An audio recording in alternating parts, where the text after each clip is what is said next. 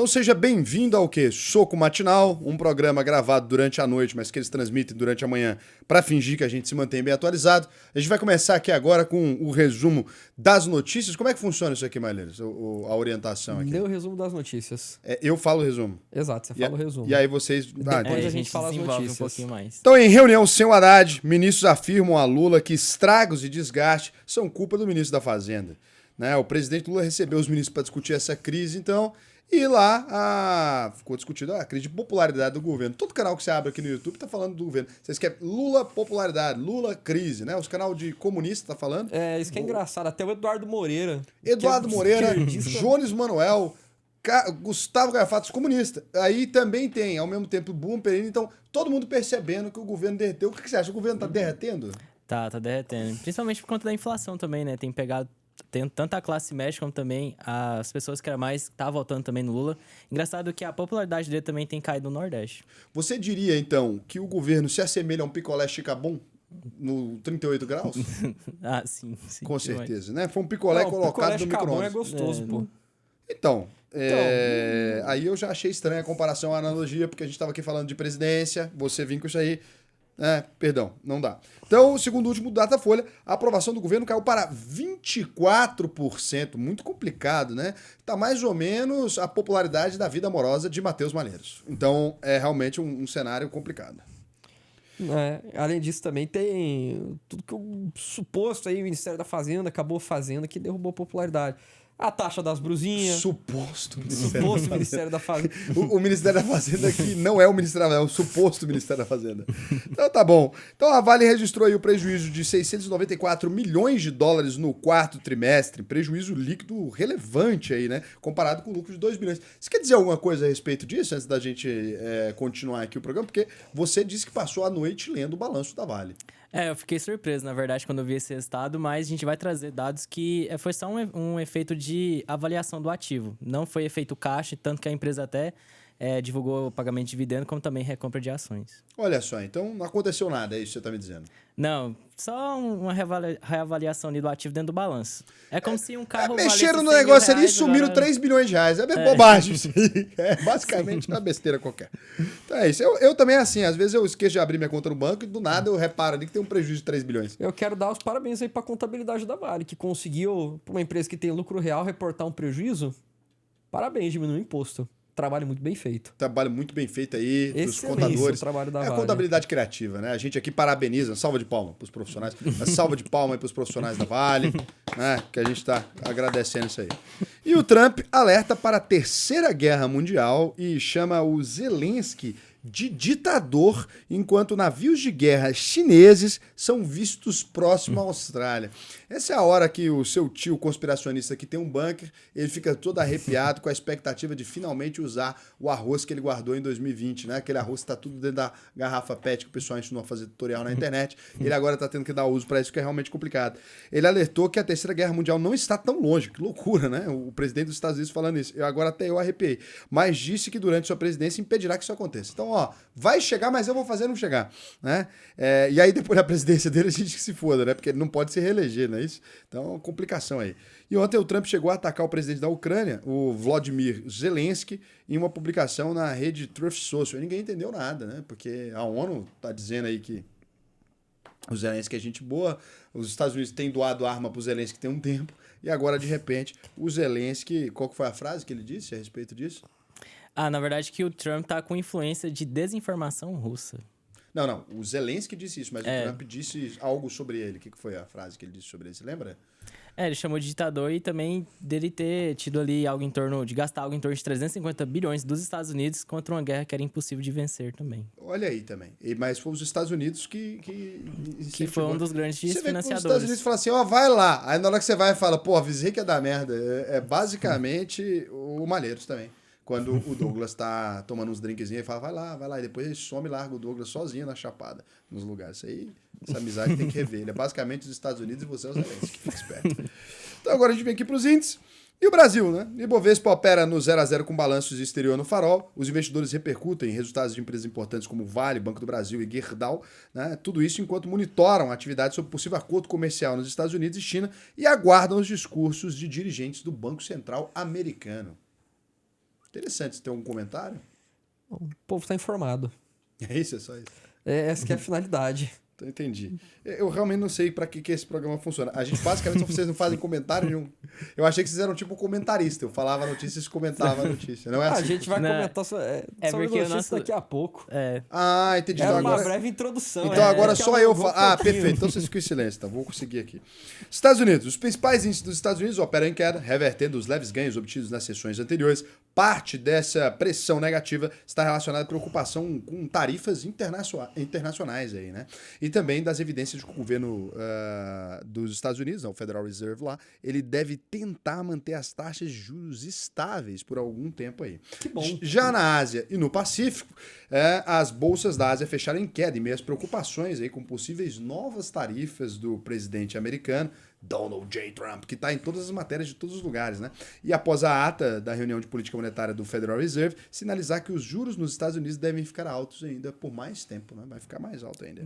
E na Europa, as bolsas europeias fecharam mistas, com investidores repercutindo a safra de balanços na região. Na França, o Carrefour afundou 9,2% depois de apresentar um lucro menor que o esperado. É uma encruzilhada, né?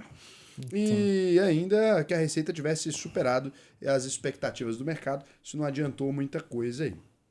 Já no mercado de commodities, os futuros do minério de ferro registraram alta significativa, impulsionados por dados robustos do consumo de aço na China. O contrato de minério de ferro, mais negociado para maio na Dalian Commodity Exchange, encerrou a sessão diurna com alta de 2,26% a $115,15 por tonelada métrica, atingindo seu ponto mais alto desde o dia 8 de outubro. Então, realmente, o aço agora Tem está num aumentado preço a demanda, interessante. Engraçado, né? Porque o Trump, falando de aumentar tributos, dá o quê? E a demanda crescente no mundo. O contrato referência de março de minério de ferro na Singapore Exchange também registrou ganhos, subindo 1,65% aí para $108,45 por tonelada, marcando o nível mais alto desde o dia 14 de fevereiro. O preço do minério de ferro... É porque tem vários contratos e tanto sim, esse o que preço do minério minério de ferro... 62%, o CFR. sim.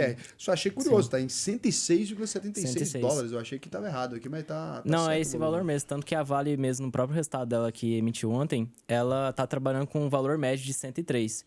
Pois é. Então não tá fugindo Não tá tanto. Pelo fugindo menos tanto. esse minério, esse aqui exclusivamente não, mas os outros já estão com uma Já demanda estão um bem pouco mais maior. altos. Mas isso também se deve a essa pressão do Trump dizer que vai taxar, talvez as empresas também fazerem um pouco de estoque ali dentro dos seus respectivos países, para caso o aumento de preço você consiga sentir isso com maior tranquilidade, né? Porque um aumento de 10% de uma vez tarifado fica meio complicado. Sim. E a gente sabe que, por exemplo, existe uma barreira comercial de importação de aço da China, por exemplo, pelos Estados Unidos, mas o Canadá, por exemplo, ele compra e exporta para os Estados Unidos usando o benefício fiscal que ele tem. Bom, que o Brasil faz também, né? A gente acaba comprando aço e exportando para os Estados Unidos. O Brasil é legal, as nossas siderúrgicas que tem operação dentro dos Estados Unidos. Que aí é que é inclusive. gostoso. Aí A é Gerdau maravilhoso. mesmo, 60%. Pois é, exato. A Gerdau, quando teve essas notícias, um monte de siderúrgica que caiu. E a Gerdau disparando. Por quê? Ela tem operação lá nos Estados Unidos, então Tudo aço que é gostoso. produzido lá, então não vai ter a tarifa de 25%. Tudo azul com bolinhas brancas, então, Matheus Malheiros. Não, interessante, se a gente for fazer uma analogia, a gente controla grande parte da proteína animal dos Estados Unidos, junto com a JBS, a Marfrig e também a Minerva Foods.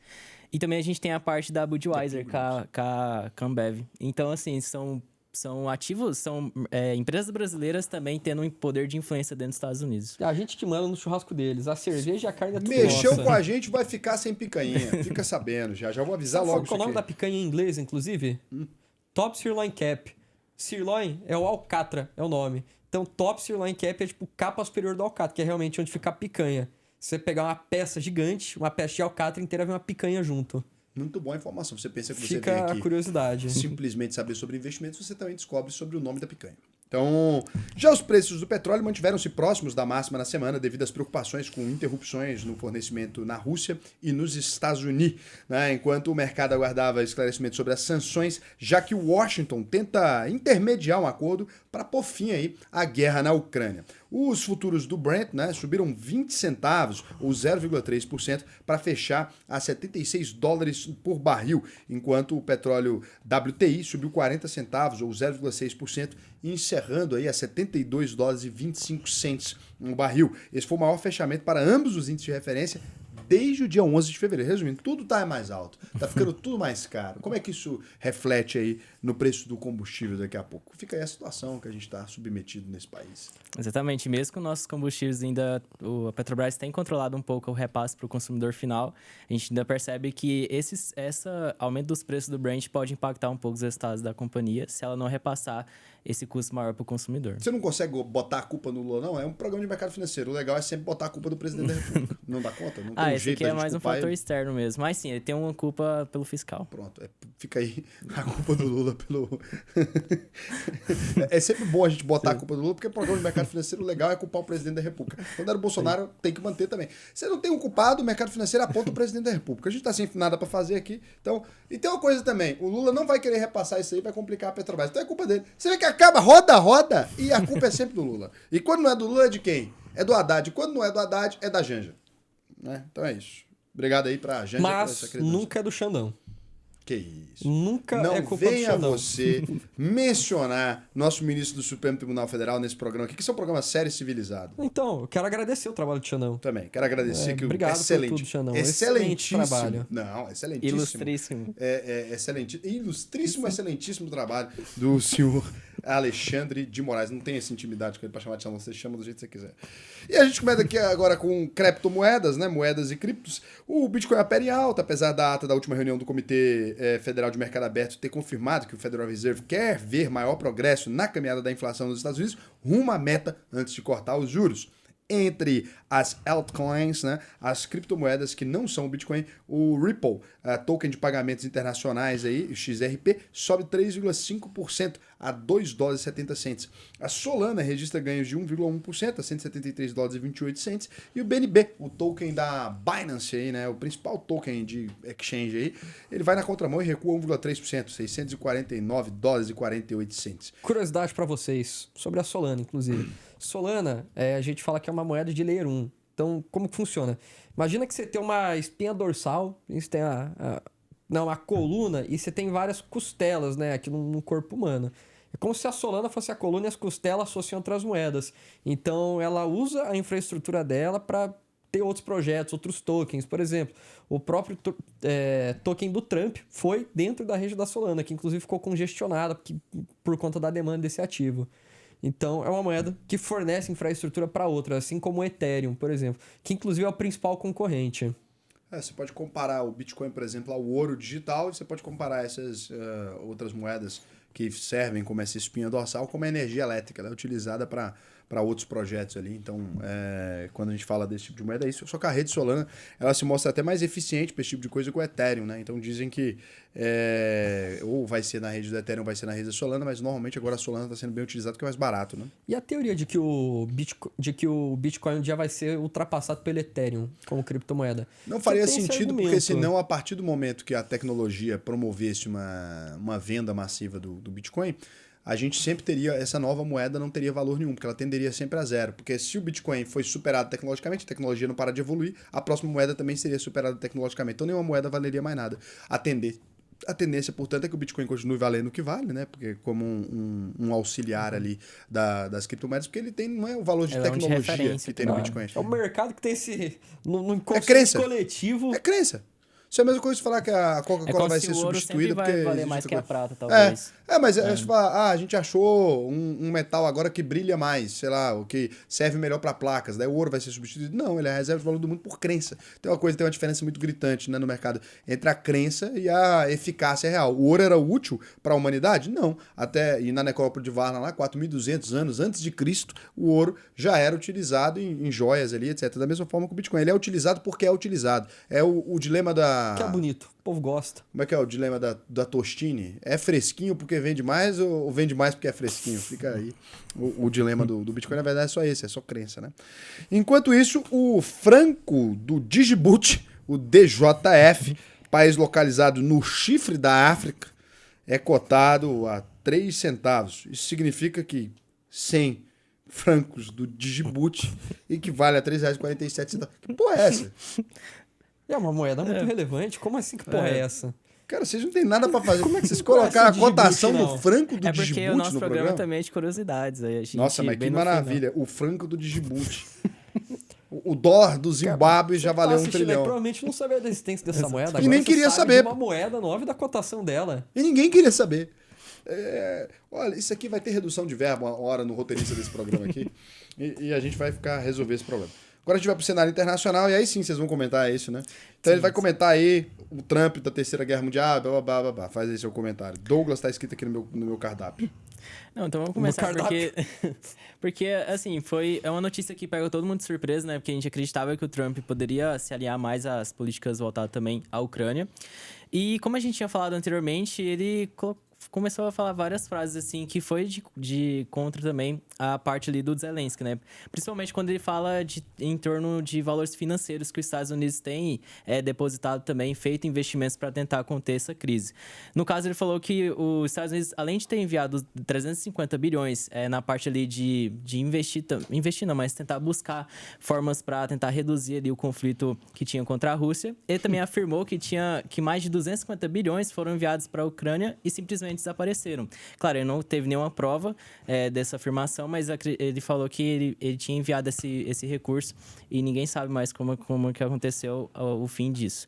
E depois disso, ele também falou ali relacionado também à parte do mandato do Zelensky, porque no final de 2024, o ano passado, ele já tinha finalizado o mandato dele, só que ele utilizou ali um instrumento pela lei, né, que é a lei marcial imposta pela guerra. Que aí, no caso, teve até ajuda também da União Europeia para que ele pudesse continuar no cargo. Aí, no caso aqui, aqui é um conflito mesmo de paz também, porque o Putin, ele exige ali eleições na Ucrânia como uma condição de acordo de paz. Então, se não resolver essa situação, o Putin fala que ele não vai avançar nas negociações do cessar-fogo entre Ucrânia e Rússia.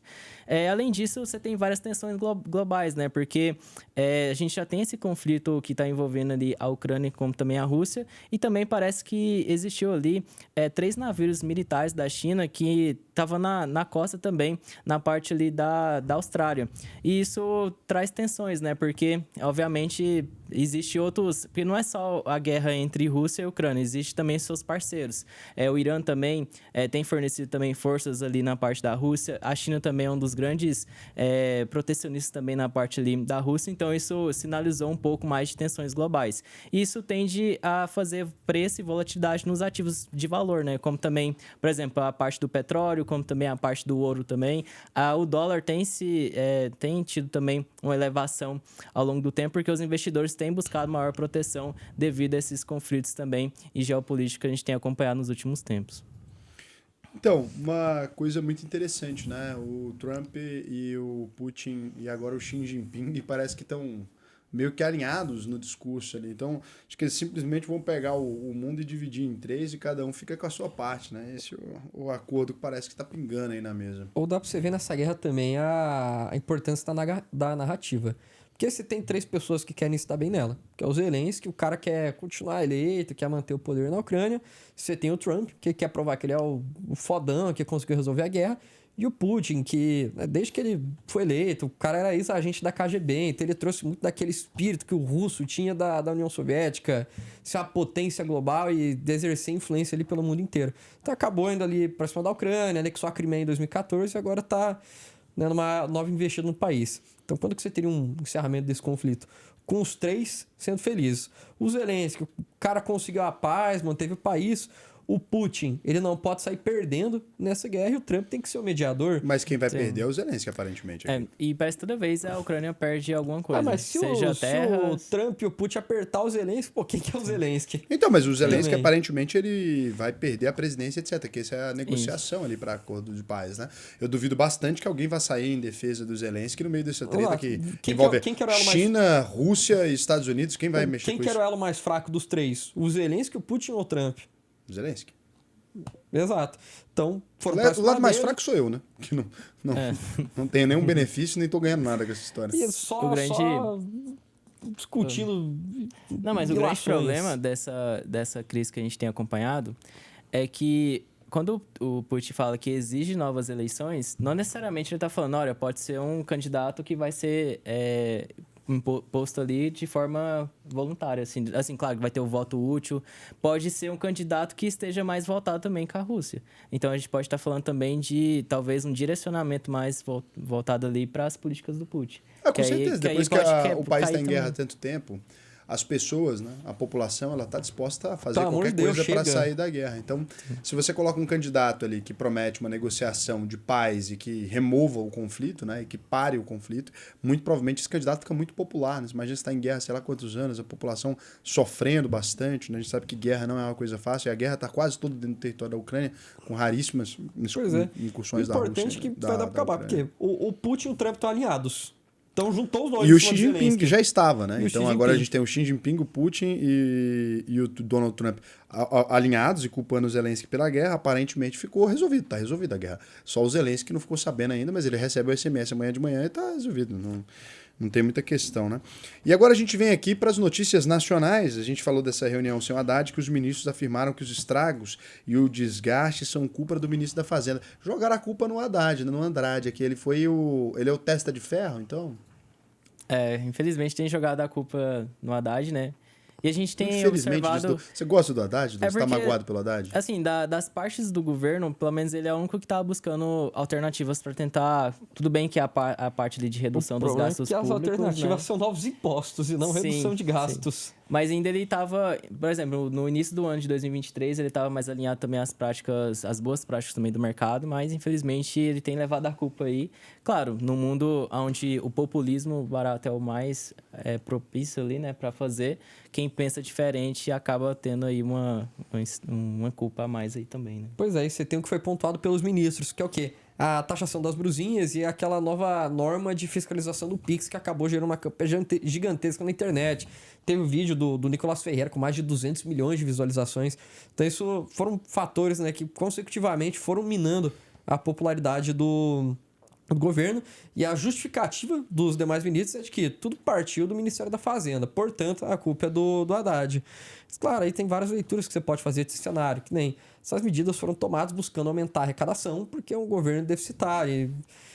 Você sempre tem um jogo muito complexo aí dentro da política, mas é fato que o governo ele busca medidas um pouco mais populistas para, consegue manter o voto, né? Se você consegue agradar o seu eleitorado. Aí outro ponto também, juros altos, inflação, acaba trazendo o quê? Aumento de preço de alimento, isso derruba a popularidade de qualquer presidente. Então, o pessoal vai exportar, não pode trocar de carro, não pode trocar de celular, não pode viajar. O povo não gosta, mas isso aí não derruba ninguém. Agora, você não consegue comprar café em casa, a carne tá cara, o óleo tá caro, O ovo tá caro. agora tá caro, Ovo por conta tá da questão do caro. alimento e tal, né? Do preço do milho, interferiu. O ovo tá mais caro também porque teve uma crise lá nos Estados Unidos, estamos exportando ovo. Então, tudo isso, o cidadão comum ele não consegue diferenciar, né, o que é sistêmico do que é do governo. Aí. Então, o aumento generalizado, o preço de azeite também, que a gente pegou a safra complicada na Espanha. Então, assim, o preço dos alimentos, de modo geral, tá caro. O pessoal entende, né, que essas medidas errôneas aí que minaram a popularidade partiram do Ministério da Fazenda ali, e agora a gente tem um problema grave aí, né? Então estão querendo fritar o Haddad. Sinceramente, não queria nem... A culpa é do governo, ele bota em quem quiser. Então, mas eu tenho até um receio, porque retirando o Haddad ali, que parece até ser de certa forma... Vou falar isso aqui sobre o risco de ser mal interpretado, mas parece até ser sensato, né? Eu fico com medo de quem que o governo vai colocar no lugar do Haddad, cara. Então, aí você tem essa rixa interna no PT, que é o quê? O Rui Costa, ministro da Casa Civil... O Rui Costa quer ser presidente da República, né? Tá querendo se lançar como candidato do PT. Rui Costa, então, se ele puxa o tapetinho do Haddad... Vou te dar um conselho de graça, tá? Reúne sua família, troca uma ideia. Conversa com eles durante 3 horas, tenta fazer seu pitch de campanha e roda uma votação anônima.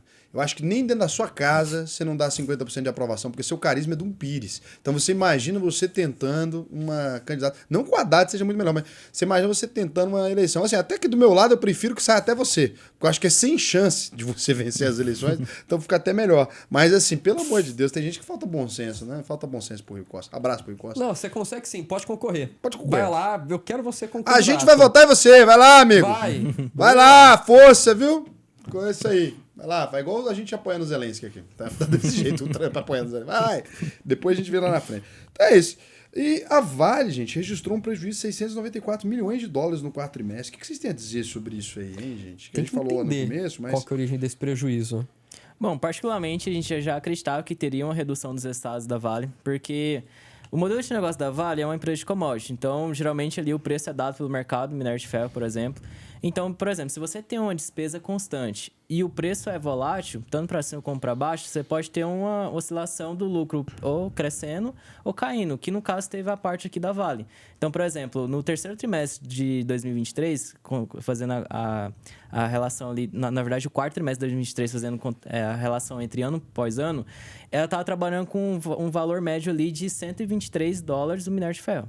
Agora caiu para 103. Então, é natural que os resultados dela viessem caindo. Tanto que o EBITDA caiu 41% e também a receita 22%. A receita mesmo chegou a 10,1 bilhões devido à queda do preço e também do volume de vendas por conta de uma demanda menor da China. Agora, o prejuízo dela, é importante a gente analisar os demonstrativos contábeis. Tanto a DRE como também a parte do fluxo de caixa. Porque a empresa ela teve esse prejuízo de 694 milhões de dólares. Isso aqui foi impactado devido a uma baixa contábil dos seus ativos, voltado ali a níquel do projeto Voisey's Bay, que é um outro tipo de modelo de negócio que ela tem dentro da composição das receitas dela. Ela não vende apenas minério de ferro, como também níquel e cobre.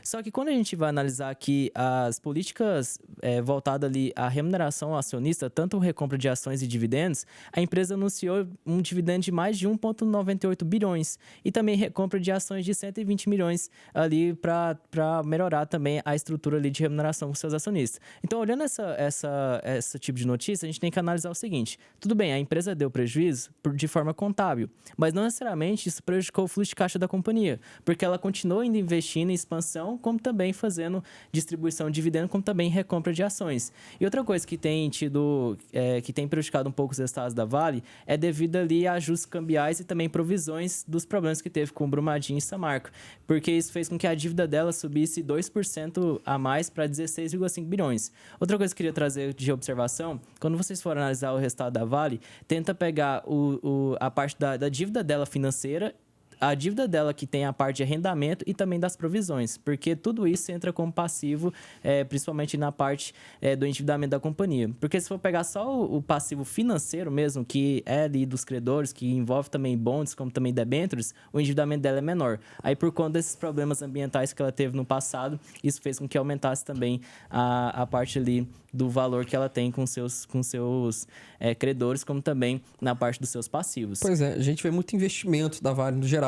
Então, eles tiveram um EBITDA de 4,1 bi, né? Aquele é o potencial de geração de caixa da empresa, que a gente fala, que vai pegar a receita, vai tirar alguns custos e devolver itens que afetam o lucro da empresa, né? Regime de competência no DRE, mas que não impactam caixa dela, que é depreciação e amortização. Então, né, o que é? Só imagina, você tem um carro, fala que na contabilidade deprecia 20% ao ano. Você vai descontar isso aí no lucro, mas não muda o seu caixa. Por isso que você devolve isso aí no EBITDA. Então, partindo daqui, teve 1,7 bi de CAPEX que a Vale investiu. Além disso, né, itens não recorrentes, principalmente a questão de uma concessão ferroviária, menos 917 milhões, e para Brumadinho e Samarco foram 825 milhões que a Vale teve que gastar. Então ela teve um aumento de caixa de 579 milhões nesse trimestre, só que por conta de novas captações. A Vale captou 1,5 bilhão líquido. Então, na realidade, era para ter gerado menos 1 bi de caixa nesse resultado.